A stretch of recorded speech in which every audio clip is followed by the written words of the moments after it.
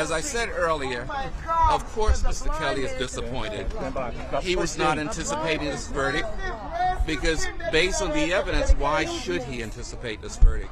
When you go with the discovery, you saw witness after witnesses giving 3, 4, 5 different versions as to what they said happened here.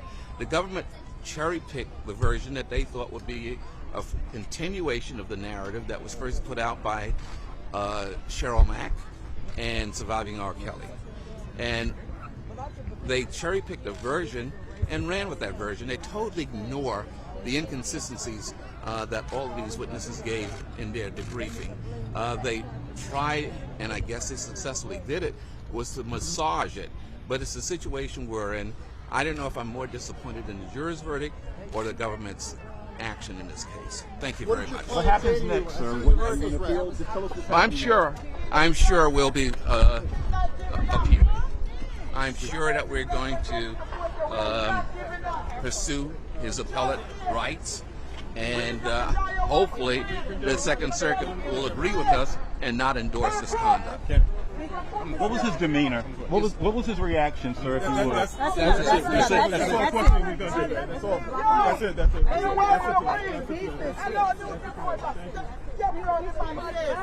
Justice for Robert Sylvester. Back up! Scott Taylor. Back up! Justice! They don't have no decency. Justice for Robert Sylvester Kelly. Justice! We want justice! Y'all watch it!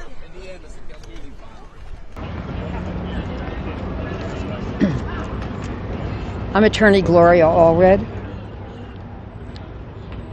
Today, R. Kelly has been convicted of very serious federal crimes. Mr. Kelly, who once described himself as a, quote, genius, end quote, to one of my clients who testified, is nothing but a convicted felon.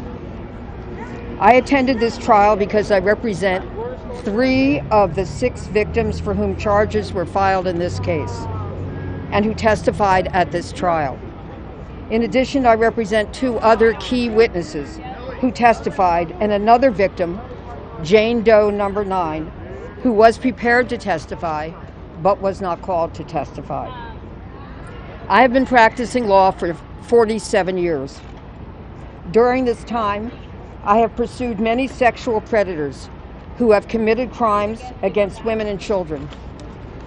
Of all the predators that I have pursued, however, Mr. Kelly is the worst for many reasons. First, he used the power of his celebrity to recruit vulnerable underage girls for the purpose of sexually abusing them. These were not May-October relationships, which is what his defense attorney wanted the jury to believe. These were crimes against children and some adults. Second, he used the power of his business enterprise and many of his inner circle employees to assist him and enable him in his plan and his scheme to lure his victims to him, isolate them, intimidate them, control them, indoctrinate them, punish them, shame them, and humiliate them.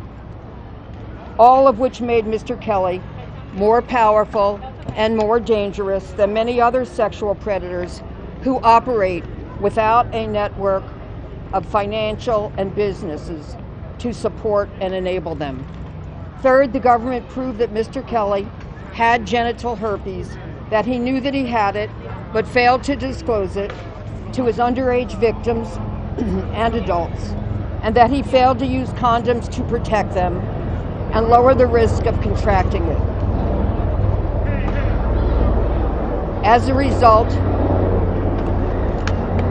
many of his victims contracted this sexually transmitted infectious disease from him and will be forced to suffer from it for the rest of their lives.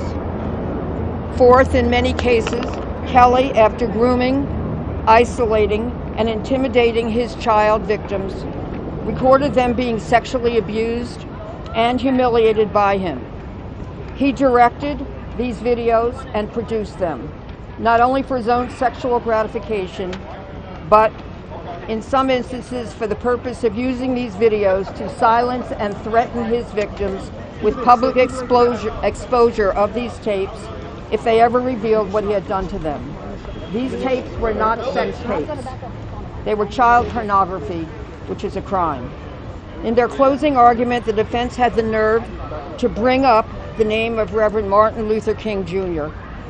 What they failed to mention is that Martin Luther King Jr. said that, quote, "I have a dream that my 4 little children will one day live in a nation where they will not be judged by the color of their skin, but by the content of their character," end quote. That is what the jury did today. Based on the evidence, the jury must have concluded that the defendant, R. Kelly, was no Martin Luther King Jr. Instead, R. Kelly is a sexual predator who is guilty of very serious federal crimes.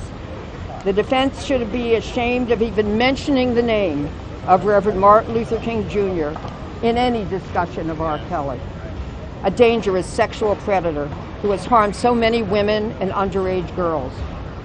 The defense also argued that Mr. Kelly treated his victims, quote, like gold, end quote, targeting them, recruiting them, isolating them from their family and friends, forcing them to follow his abusive rules in order to control them, punishing them if they did not follow his rules to the letter, hitting them, threatening them, sexually assaulting them, giving many of them genital herpes, and victimizing them by recording many of them on child pornography tapes, is not treating them like gold. R. Kelly thought that he could get away with all of this, but he didn't. Because despite the fact that he thought he could control all of his victims, he was wrong. Many of his victims had the courage to speak up and tell their truth, under oath, in a court of law.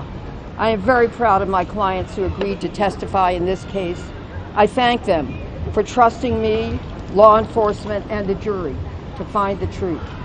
My clients who testified fought through their fear and relived their painful experiences with R. Kelly and his enablers. R. Kelly's victims handled themselves with dignity and survived intense cross-examination by the defense. Because of their courage and the outstanding work of federal agents and prosecutors in this case, justice has been done. Let this be a message to other celebrities who also use their fame to prey on their fans and others who are unfortunate enough to come into contact with them. You're also likely to face serious consequences for your criminal conduct. The issue is not if the law will catch up to you. The only question is when. I also have a very short statement from one of my clients, and that's Sonia. I know that she is happy with the verdict that Mr. Kelly has been convicted, and thankful that the jury listened to her and to the rest of the witnesses. She says, "I've been hiding from Robert Kelly in fear due to threats made against me, and I'm ready to start living my life free from fear and to start the healing process. I want to thank the jury for considering the evidence and truly listening to my testimony. I want to thank the U.S. Attorney's Office and the federal prosecutors in this case. Thank you for shining a light and helping me to get out from under that rock that I stayed under for far too long. Also, thank you to the federal agents who have listened to my story and for all that you have done to protect myself and others over the last 2 years. If you've been in a similar situation, I urge you to come forward as well. It will be like a weight lifted off of your shoulders. No one should have to live like that." Gloria, do you feel, or do the women you represent feel like justice has been served today? Are they angry that it's taken many decades of allegations? Well, I mean, since the verdict was not just announced, I've not had a chance to consult with all of them. But I know that a number of them feel that if he's been convicted of any crimes, whether or not it was crimes for which he was charged in reference to them, that they're happy that he's convicted. Are they upset it's taken so long to get to this point? I'm sorry, I can't hear the question. Sorry, are they upset that it's taken this long for this to happen? Are they upset that it's taken this long for things to happen? Well, they understand that justice moves at a glacial pace. It's not like it is on television, which I've said many times. Everything doesn't happen within 1 hour. Gloria, in regards to Sonia, the jury didn't come back, and based on their decision, they did not believe your client. They did not believe your client. Well, it's not a question of whether they believed her. It's a question of whether they found guilt beyond a reasonable doubt. And that's very different than whether they believed her. So there was doubt in their decision with your client. Pardon me? There was doubt in their decision with your client. You would... Go ahead. Thank you, Gloria. I think the prosecution wants to speak. In front. Okay, the United States Attorney for the Eastern District is going to speak, and then she'll be followed by Special Agent in Charge, Homeland Security Investigations. I'll give you the U.S. Attorney's name first. It's Jacquelyn, Jacquelyn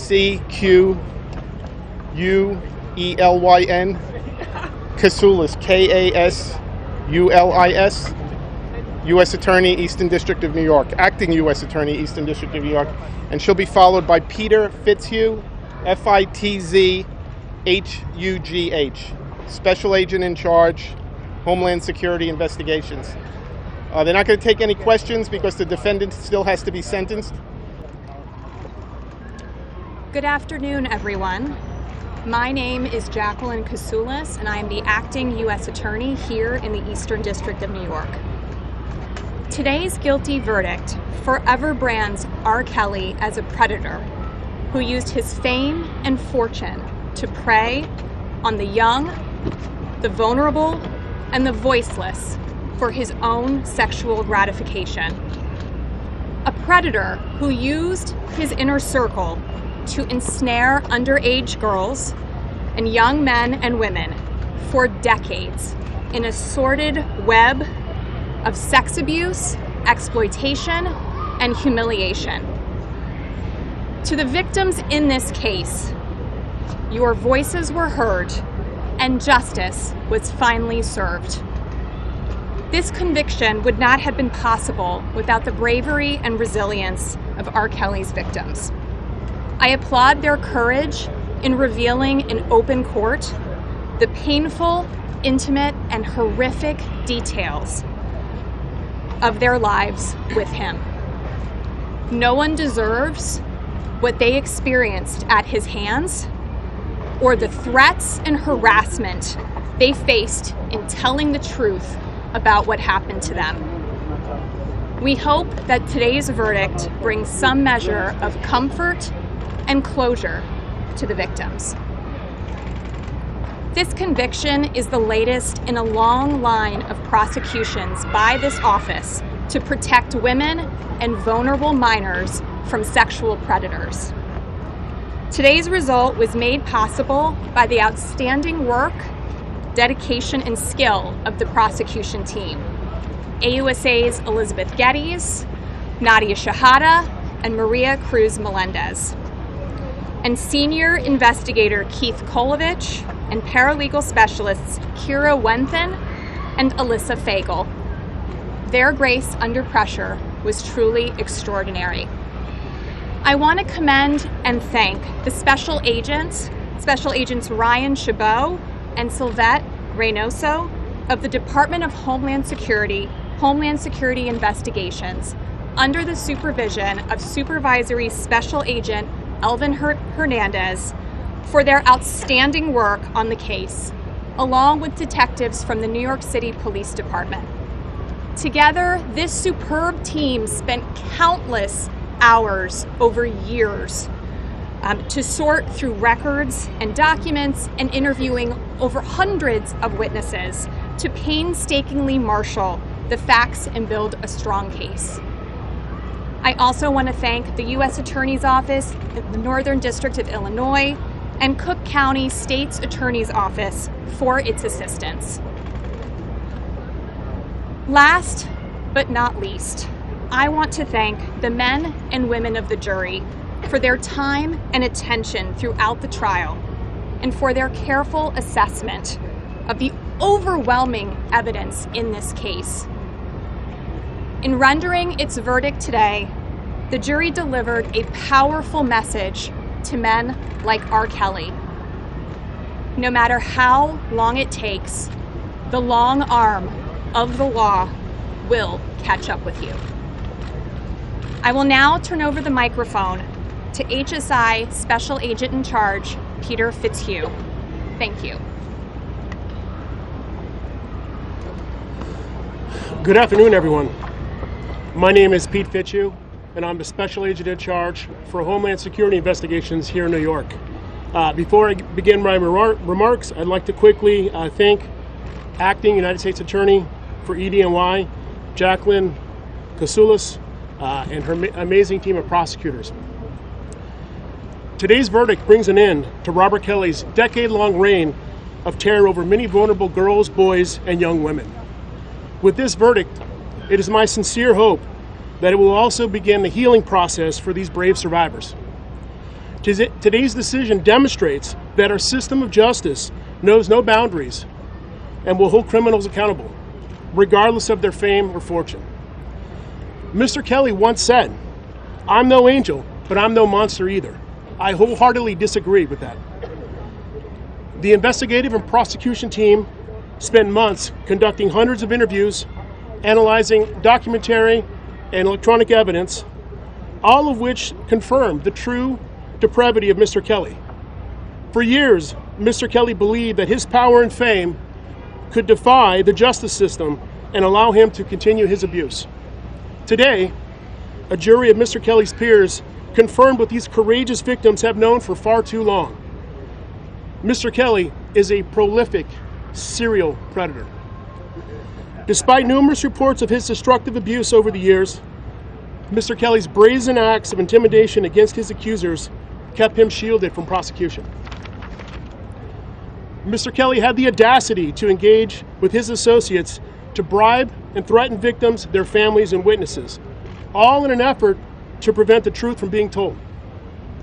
Make no mistakes, these actions by Mr. Kelly and his associates were not only designed to hide the truth, but also to keep and continue his destructive ways against the young and vulnerable. In their failed attempt to evade justice, Mr. Kelly and his associates made one critical error. They underestimated the resilience and courage of the victims who refused to be silenced. He believed that his fame would drown out the voices, that they would not be believed, and that his notoriety would deter tenacious investigators and prosecutors from taking up their cause. These victims overcame Mr. Kelly's abuse. They deserve to be recognized. Know this, we stand here today because of them. Without them, today would not have been accomplished. Today is their day. HSI and our partners at EDNY take a victim-centric approach to investigations, ensuring that we swiftly focus our efforts on those most impacted by the crime. With this in mind, I truly believe that in light of the great bravery of these victims and their advocates, it would be much more appropriate to call them survivors, as they refuse to remain victims. As we think about the survivors, I would like to take a few moments to speak publicly about the work HSI special agents and our partners performed on their behalf. A lot has been said about the relationship between law enforcement and the communities we serve. Today is a reminder of our profession's highest calling, to protect the public against oppressors. Today's verdict was not inevitable. It was only possible because these survivors placed their trust in law enforcement. They believed that agents and prosecutors would diligently seek out the truth and bring Mr. Kelly to justice. For that, you have my utmost respect and admiration. Today, we stand united with the survivors and our community with one simple goal in mind. Mr. Kelly and others like him will never again be in a position to abuse others. Together, we will continue this work to make certain that one day, days like today won't be necessary. Thank you. Thank you, everybody. John, no questions? That's it. That's it. No questions.